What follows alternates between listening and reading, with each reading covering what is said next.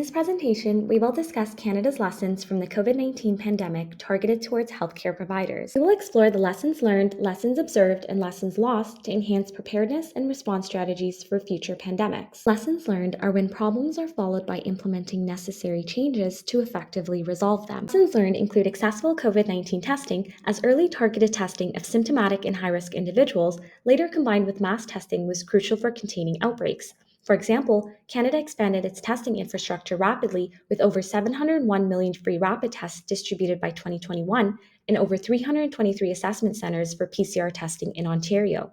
The vaccination campaigns were also successful, with 88% of individuals 12 and over having received a primary COVID-19 vaccine series by January 1st, 2022.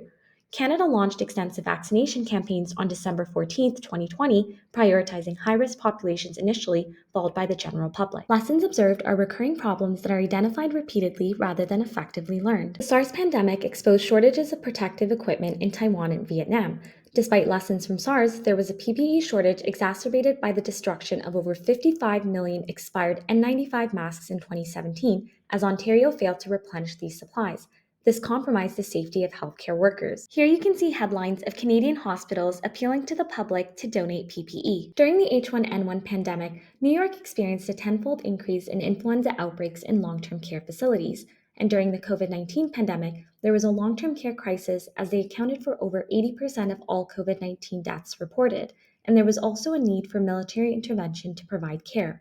Future recommendations include that governments must maintain and replenish PPE stockpiles and develop a Canadian supply chain.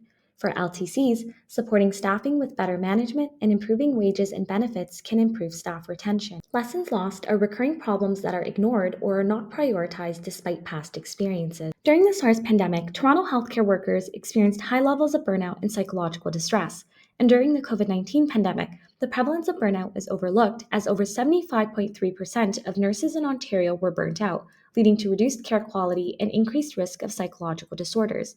Excessive workloads also led to high rates of anxiety, depression, and sleep disturbances. Future recommendations include prioritizing workforce mental health with dedicated resources and supportive environments, and that healthcare providers' mental health may be better supported by prioritizing manageable and safe working conditions such as adequate PPE and rest over counseling or psychological interventions. Overall, applying the lessons learned, observed, and lost from the COVID-19 pandemic will help develop a more resilient healthcare system for future pandemics. And lastly, thank you for watching.